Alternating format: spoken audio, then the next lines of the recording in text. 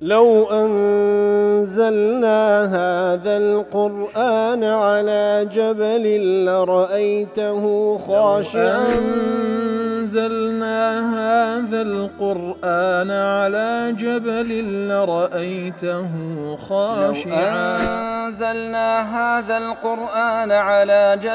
لرأيته خاشعا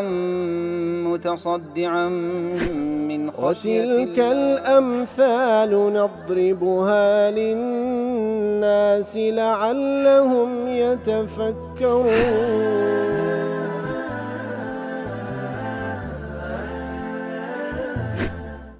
الحمد لله والصلاة والسلام على رسول الله وعلى آله وصحبه ومن والاه.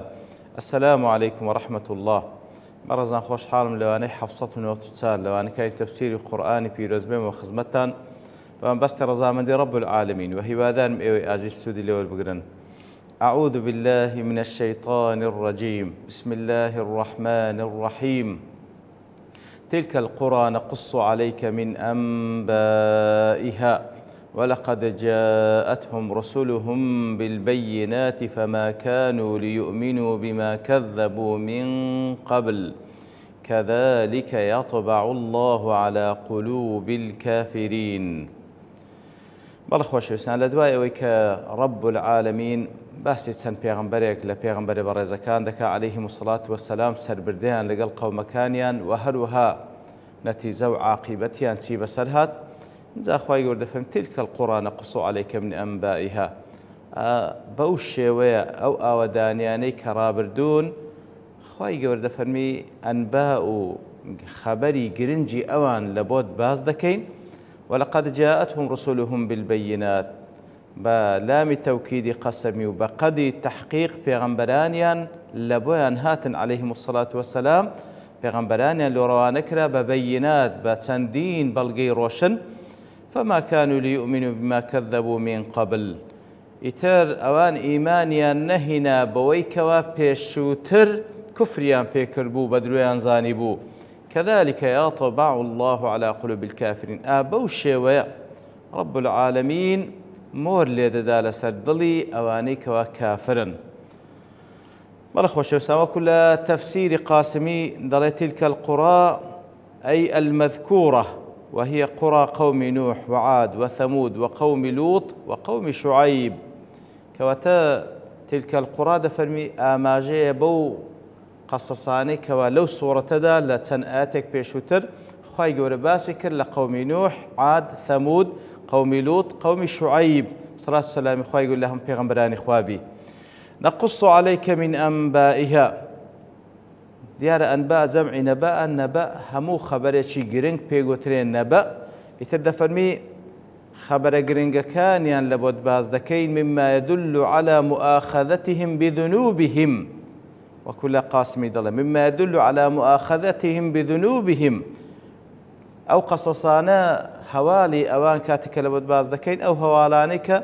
بەڵگەن لەسەر ئەوەی کەوا خوای گەورە بە سەبەبی گوناه و تاوانەکانیان سزای ناردە سەر ئەوان لإصرارهم عليها بعد التنبيه. لەبەرەوەی لە دوای ئاگادارکردنەوەش لە ڕێگای پێغەمبەران و عەلەیهیم الصەلاة وەسەلام ئەوان هەر بەردەوام بوون لەسەر گوناه و تاوانەکانیان. لا تفسير سعديج دل نقص عليك من أنبائها ما يحصل به عبرة للمعتبرين. أو قصصان لو باز دكين كذبت ماي أو كوا أجر كسيك بيبندو آموجاري وربقري بندي لوردجيري وقصانا وازدجار للظالمين وهروها سرزنش كردنا تاوكو بقرين وكسانشي ظالم وموعظة للمتقين آموجاري شلبو كسانشي متقي. پاشان وكل تفسير قاسمي دليل ثم بين تعالى أنه أعذر إليهم. يتر خواهي قولوا بيان دكا أو كسانا خواهي قولوا إقامة حجة لسر كردن بيان بين لهم بالحجج على ألسنة الرسل كوات لسر زمان بيغمبران عليهم الصلاة والسلام وأن هيز عزريان نما لبروي خواهي قولوا سبحانه وتعالى إقامة حجة لسر كردبون وكذا فرمي ولقد جاءتهم رسولهم بالبينات بلام توكيد قسمي بقد تحقيق پیغمبرانيان عليهم الصلاة والسلام ببلغي روشن هاتن وكل تفسير سعدي دلي ولقد جاءت هؤلاء المكذبين رسلهم تدعوهم إلى ما فيه سعادتهم پێغەمبەران هاتن لە بۆ لای ئەوان لەلایەن خوای گەورەوە سوبحانەهو وتەعالا ڕێیان نیشان دەدان و بانجیان دەکردن لە بۆ ئەوەی لە بۆ ئەو ڕێگایکەوە بەختەوەری ئەوانی تێدایە وأيدهم الله بالمعجزات الظاهرة أو پیغمبرانش هر یەک لەوانە عليهم الصلاة والسلام خوای گەورە تەئیدی کرد بە چەندین معجزەی ظاهر کەوا لە بەرچاوی خۆیان دەیانبینی کەوە بەڵگە بوو لەسەر پێغەمبەریەتی ئەوان والبينات المبينات للحق بيانا كاملا چەندین بەڵگەی ڕۆشنیان پێبوو چەندین ئاەت کەوا حەقی لە بۆیان بەیان دەکاتن بە بەیانکردن و ڕوونکردنەوەیەکی تەواو ولكنهم لم يفدهم هذا ولا أغنى عنهم شيء بەڵام ڕاستی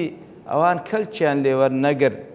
بە هیچ شێوەیەک ئەوانی نەجێڕاو نەبووە مایەوەی کەوا ئەوان بگەڕێنەوە لە خراپەکاری سوودیان لێوەرنەگرت فما كانوا ليؤمنوا أي عند مجيء الرسل بالبينات ودلال القاطعة وكل قاسمي دلال كواتا كاتك وبيغمبرانيان عليهم الصلاة والسلام بوهم بلغ روشنا لبيان غانا كرابو كاتك بوهم معجزات ودسون بانجان ذكردن بلان فما كانوا ليؤمنوا بلان إيمانيان نهنا أي بسبب تكذيبهم بالحق أول ما ورد عليهم كاتب سبب أوي فما كان ليؤمنوا ما كذبوا من قبل إيمانيان نهنا بسبب أوي كوا بيشتري أوان درويان بو حقا كربو إتر دواتريش إيمانيان بينهنا أي بسبب تكذيبهم بالحق أول ما ورد إليهم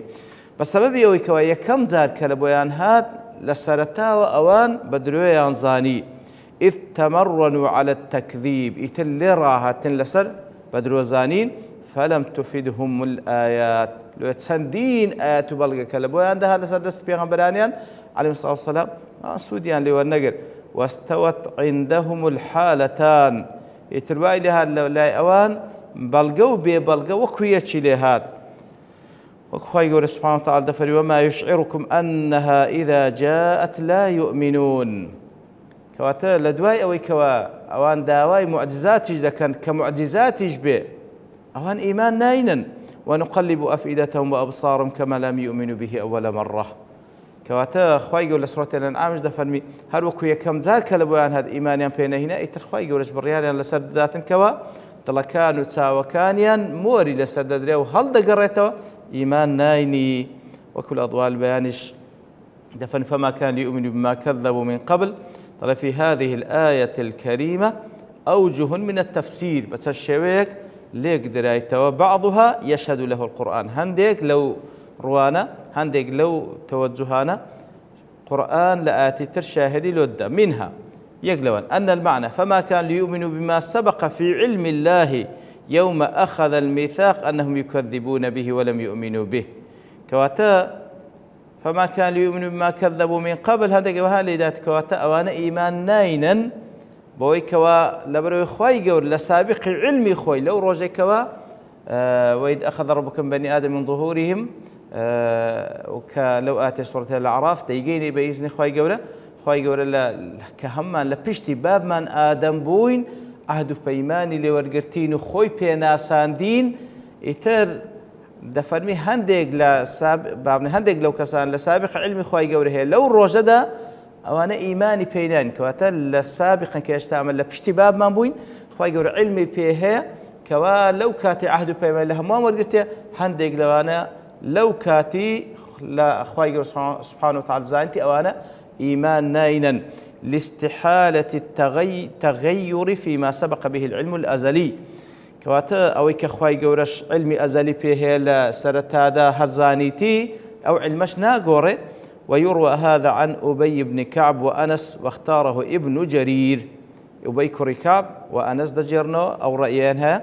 وابن جرير الطبريش أو رأيها البجاردية ويدل لهذا الوجه آيات كثيرة سندين آيات بل كقوله إن الذين حقت عليهم كلمة ربك لا يؤمنون ولو جاءتهم كل آية حتى يروا العذاب الأليم لسورة يونس وهلوها هل سورة يونس وما تغني الآيات والنذر عن قوم لا يؤمنون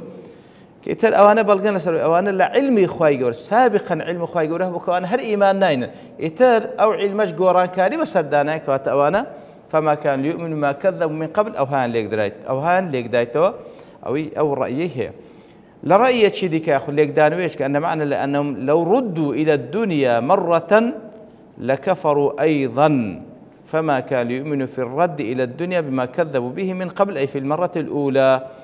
كاتوكو آتي سورة الأنعام ولو ردوا لعادوا لما نهوا عنه كاتك واندا لقيامته خواي قول سبحانه وتعالى البرياري جهنميان بسداد سبين دلين خوا مهلت ما بدأت زارج كبقرين الدنيا تاوكو إيمان بيني خواي قول أجر بش قرينو دنيا أوان هر إيمانين لعادوا لما نهوا عنه بس هذا قرينو سر أو كفرك ونهي ليكرابون وش ليك درايتوا ومنها أن معنى الآية فما كان ليؤمنوا بما جاءتهم به الرسل بسبب تكذيبهم بالحق أول ما ورد عليهم بوشوش لك درايته وكل قاسمش أو هاي لك داوة فما كانوا ليؤمنوا بما جاءتهم به الرسل كاتن أوانا إيمان ناينا بو بلغانك وبيغمبران هنايتان بسبب تكذيبهم بالحق أول ما ورد عليهم بسبب يكوا يكم ذاك أو حق لبان بيان كرا للرقاء بيغمبران وعليهم الصلاة والسلام أنا رد ينكروا إتل أو رد كرنوان بو ما يكوا لداها توش إيمان نينا وهذا القول حكاه ابن عطية واستحسنه ابن كثير ابن عطية أو رأيه هنايته وهو ابن كثير شبيت ساكبة وهو من أقرب الأقوال الظاهرة للآيات الكريمة كواتا لا أضواء البيان الشنقيطيش دل أو ظاهر ترين الرأي كوالا قال آتكان دقون زي ووجهه ظاهر لأن الشؤم المبادرة إلى تكذيب الرسل سبب للطبع على القلوب والإبعاد عن الهوى كاتك كسيق لسرتادا أو حقي بيدقا بلام هل لسرتادا إيماني بينايني وبدروي دزاني أو نقبتيك ده بتسبب يقلبوا يكوا مور لطلقي بدريو وهو دور كوتوا والإبعاد عن الهدى ده بتمائي ويكوا مور لطلقي بدريو دور كوتوا لهدايات والآيات الدالة على هذا المعنى كثيرة تندين أشبال قلسر أو كقوله تعالى بل طبع الله عليها بكفرهم بل طبع الله عليها بكفرهم لسورة النساء آتي صوت بنزاو بينز كوات أخواي قد فنمي أو أخواي قد مول لسرد لكان عندها بكفرهم بسبب كفر إخواني كم ذا كفر هالبجال إترخواي قورش موري لسرد لكان عندها وهروها لسورة الصف فلما زاغوا أزاغ الله قلوبهم كاتك أوان لا يندا خواي قورش دلكي لسر لا دان وهو على سورة البقرة في قلوبهم مرض فزادهم الله مرض وخوي بامرين نخوشي لضليه وخوي قورش قدر خوي با نخوشي قر علاج نكري تشندك وزياتر دبي وهو على سورة المنافقين دفر من ذلك بأنهم آمنوا ثم كفروا فطبع على قلوبهم كساني منافق لسرت هذا إيمان يعني باشان كفريان كردي أبوي تماوي كوا مول لسد الله كان يعني بدري لا معرج تفكرج ضل فما كان يؤمن ما كذبوا من قبل ضل أي إن الذين أهلكوا بعد أن جاءتهم رسل بالبينات أواني كوا لناو بردران بسبب أوي كوا بيغمبران يعني لبو هاتن قد أمهلوا إمهالا طويلا كافيا لقطع كل أعذارهم التي يمكن أن يعتذروا بها كبيغمبران يعني لوهات مهلتي باشيان بيدرا كوا هيز عذريان نمينه كوا عذر بيبينوا فما كانوا ليؤمنوا بما كذبوا به من قبل إهلاكهم كواتا فما كانوا يؤمنوا بما كذبوا به من قبل إهلاكهم مهما تركوا في رحلة الحياة الدنيا ومهما أمهلوا كواتا أجر زياتريش مهلتان بيدرا أو عند مدام بيدرا لدواء كوا بيغمبران اللي روانا كرا أو عند مهلتان بيدرا كوا باش بير بكنوا وتساكت حلي حالبا تاوك إيمان بين بلام كجيشنا مرحلة كوا بهش إيمان هنانيان محال بو يترخوا يقول لنا يبردن أجر بش ما بانوا ولا بو أو باش فترة هر إيماننا ندى هنا وكو بيشترك إيماننا هنا لو يضل ولهذا كان إهلاكهم وإنهاء رحلة امتحانهم هو الأمر الحكيم لو لنا بردنيانو كوتاي بيهنان لو قونا غتاقي كرنويا أو بري حكمة لنا أخوي قول سبحانه وتعالى إذ أن إبقاءهم في الحياة أمر غير ذي جدوى ما نوان لدواي أو يكوا أو مهلتان بيدرا استعداديان نبو إيمان بيبينان ما نوان زيادة لجيان دنيا هيز استفادي نبو فهو لا يعطيهم في الحقيقة فرصة لكي يؤمنوا عن طريق إرادتهم الحرة كواتا لبرو بإرادة إخوان وأنا بإرادة خوي كفران هالبجار زياد خوي جوج مهلتش باش بيدان اگر لو فتح الإيمان أن يتر خوي يقول لنا يبردن اگر بش ما بانوا لبو دواي أو فتريش كوالنا وتسون هاد إيمانيان ندهنا تازة كواتلوها وجوديان هيس حكمة اجتدانما فلقد وصلوا إلى حالة مأيوس منها قشنا حالتك كوا إيمان هنانيان مأيوسة واتهيز هواية كإيمان بين فطبع الله على قلوبهم ترخواي قولش مور لسد الله كان يندا بقانونه القدري العام بقانون قدري كي كواقشتي لقالهم كسان الذي كانوا هم السبب في الوصول إليه وتحققه فيه بخوان سببون يترخواي قول قانون قدري خوي هي للتعامل كردن لقل بندا كان كاتك وبندا أو حقي رد كردو استعدادي نبو إيماني بيبيني بو بر إرادة خوي مهلتي باش بي بخشرا يترخواي قول جمهور لسد لك الدولة دواء وش لنابي دبا أجر بش ما با وهر إيمان ندينا تازة إذ كذلك يطبع الله على قلوب الكافرين أي بوشي ويا أو كافراني أي من المذكورين وغيرهم أو كواباس كران لا أمت كان بيشتر غير أوانش فلا يكاد يؤثر فيها الآيات والنذر راستي وانا وجيشنا حالتك وآتكاني خواي جورو بيغمبران تأثيريان لسريان نما